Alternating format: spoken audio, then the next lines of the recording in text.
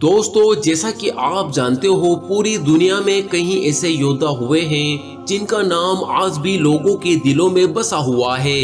उन्हीं योद्धाओं में से एक हमारे देश के मेवाड़ क्षेत्र के महान शासक राणा सांगा थे। हाँ दोस्तों, हम बात कर रहे हैं उसी राणा सांगा के बारे में जिसे महाराणा संग्राम सिंह के नाम से भी पुकारा जाता है, जिनके बारे में कहा जाता है कि राणा सांगा अपने शरीर पर 80 घाव होने पर भी रणभूमि में बाबर से मातृभूमि की रक्षा हेतु लड़ते रहे। हाँ दोस्तों, आज की इस वीडियो में हम बात करने वाले हैं राणा सांगा के बारे में। हम इस वीडियो में जानेंगे राणा सांगा के उस इतिहास के बारे में जिसे जानकर आप गौरवान्वित हो जाओगे। राजस्थान के सबसे बड़े और साहसी शूरवीरों में से महाराणा सांगा को आज भी उनके बलिदान के लिए पूजा जाता है।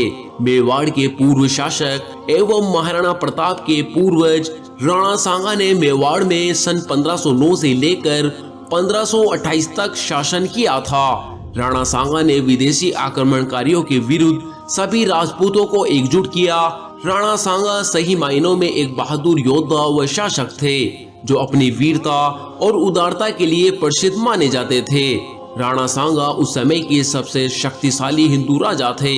उन्होंने दिल्ली, गुजरात व मालवा मुगल बादशाहों के आक्रमणकारों से अपने राज्य की बहादुरी से रक्षा की थी। दोस्तों, इसी के साथ साथ हम यहाँ पर महाराणा सांगा के प्रारंभिक जीवन को जान लेते हैं। राणा सांगा का जन्म 12 अप्रैल 1482 ईस्वी को चित्तौड़गढ़ में हुआ था। इनकी माता का नाम रानी रतन कंवर था और पिता का नाम महाराणा रायमल था। महाराणा रायमल के जीवन काल में ही सत्ता के लिए पुत्रों के बीच आपसी संघर्ष प्रारंभ हो गया था। कहा जाता है कि एक बार कुंवर पृथ्वीराज, जयमल और संग्राम सिंह अपनी अपनी जन्मपत्रियां एक ज्योतिषी को दिखाते हैं। उन्हें देखकर उसने कहा कि ग्रह तो पृथ्वीराज और जयमल के भी अच्छे हैं। राजयोग संग्राम सिंह के पक्ष में होने के कारण मेवाड़ का स्वामी तो वही होगा। ये सुनते ही दोनों भाई संग्राम सिंह पर टूट पड़े।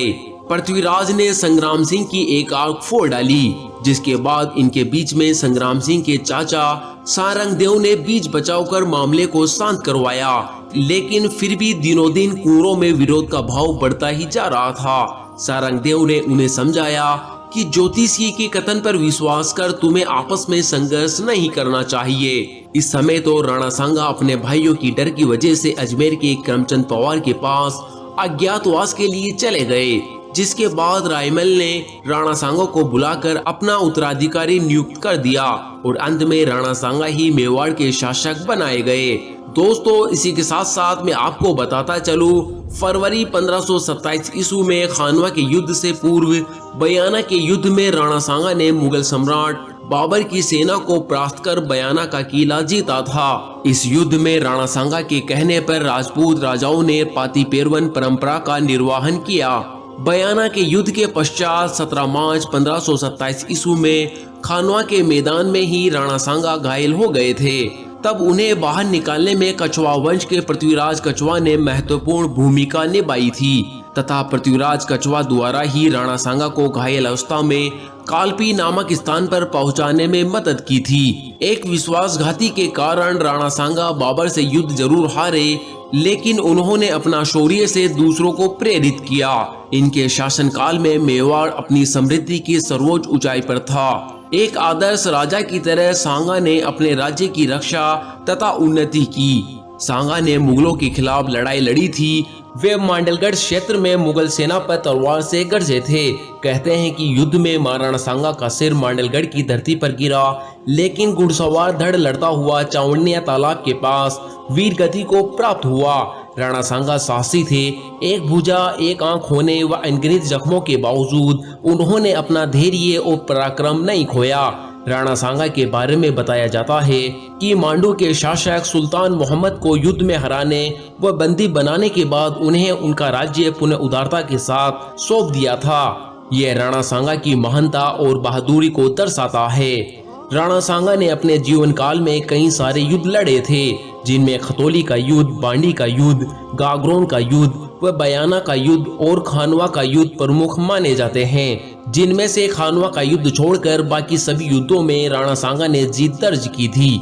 राणा सांगा के परिवार की हम बात करें तो मैं आपको बताता चलूं, राणा सांगा की पत्नी का नाम रानी कर्णावती था। इनके 4 पुत्र थे जिनके नाम रतन सिंह, उदय सिंह, भोजराज और विक्रमादित्य था। ऐसा भी माना जाता है कि राणा सांगा की कुल मिलाकर 22 पत्नियां थी, परंतु इसकी पुष्टि हम नहीं करते। 1509 में 27 वर्ष की आयु में ही राणा सांगा मेवाड़ के शासक बनाए गए थे।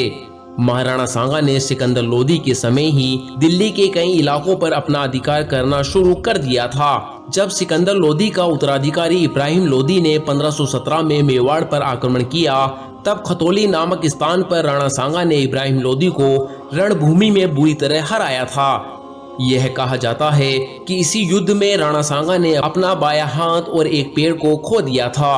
दोस्तों, इस बात की कोई जानकारी नहीं है कि राणा सांगा ने बाबर के साथ क्या समझौता किया था, लेकिन ऐसा कहा जाता है कि बाबर चाहता था कि राणा सांगा इब्राहिम लोदी के खिलाफ युद्ध में मेरा साथ दे, लेकिन राणा सांगा ने दिल्ली और आगरा अभियान में बाबर का साथ नहीं दिया था और न ही राणा सांगा ने बाबर को कोई न्योता दिया था। राणा सांगा को लगता था कि बाबर भी तैमूर की तरह ही दिल्ली में लूटपाट करके लौट जाएगा, लेकिन जब 1526 ईस्वी में राणा सांगा ने देखा कि इब्राहिम लोदी को पानीपत के युद्ध में मारने के बाद बाबर दिल्ली में शासन करने लगा है, तब राणा ने बाबर से युद्ध करने का निर्णय लिया था। ऐसा कहा जाता है कि खानवा युद्ध शुरू होने से पहले ही राणा सांगा के साथ हसन खां मेवाती, महमूद लोदी और अनेक राजपूत अपनी अपनी सेना लेकर राणा के साथ मिल गए थे।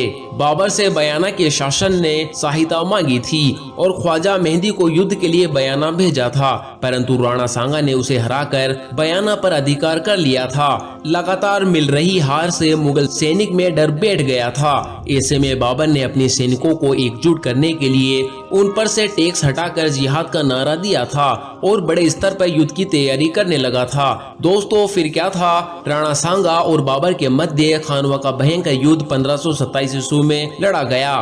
दोनों सेनाओं के बीच जबरदस्त खूनी मुठभेड़ शुरू हो गई। एक और जहां बाबर के पास गोला बारूद और तोपें थी, तो वहीं दूसरी ओर राणा सांगा के पास साहस और वीरता थी। बाबर ने राणा के साथ लड़ रहे लोदी सेनापति को लालच दिया, जिसके कारण राणा सांगा को धोखा देकर लोदी और उसकी सेना बाबर से जा मिली। लड़ते हुए राणा सांगा की एक आंख में तीर लगा, लेकिन सांगा ने इसकी परवाह किए बगैर युद्ध भूमि में लड़ते रहे। इस युद्ध में उन्हें कुल 80 घाव आए थे। इस लड़ाई में राणा सांगा की दिखती वीरता को देखकर बाबर के होश उड़ गए थे। लोदी की गद्दारी करने की वजह से राणा सांगा की सेना शाम होते होते लड़ाई हार गई थी। ऐसा कहा जाता है कि खानवा के युद्ध में सांगा बेहोश हो गए थे, जहां से उनकी सेना उन्हें किसी सुरक्षित स्थान ले गई थी। राणा सांगा फिर भी युद्ध लड़ना चाहते थे। यह सुनकर कुछ सामंतों ने इन्हें जहर दे दिया, जिसके चलते 30 जनवरी 1528 ईस्वी को कालपी नामक स्थान पर राणा सांगा ने अपने जीवन की अंतिम सांस ली थी। राणा सांगा के देहांत के बाद अगला उत्तराधिकारी इनका पुत्र रतन सिंह द्वितीय को शासक बनाया गया। तो दोस्तों, ऐसी थी महान वीर बहादुर राणा सांगा की जिंदगी, जिसके बारे में हर एक इंसान को प्रेरणा मिलती है। दोस्तों, माही नेटवर्क चैनल की आपसे रिक्वेस्ट है कि आपको यह वीडियो अच्छी लगी हो तो माही नेटवर्क चैनल को सब्सक्राइब करना ना भूलें और अपने दोस्तों तक इस वीडियो को शेयर करना बिल्कुल भी ना भूलें।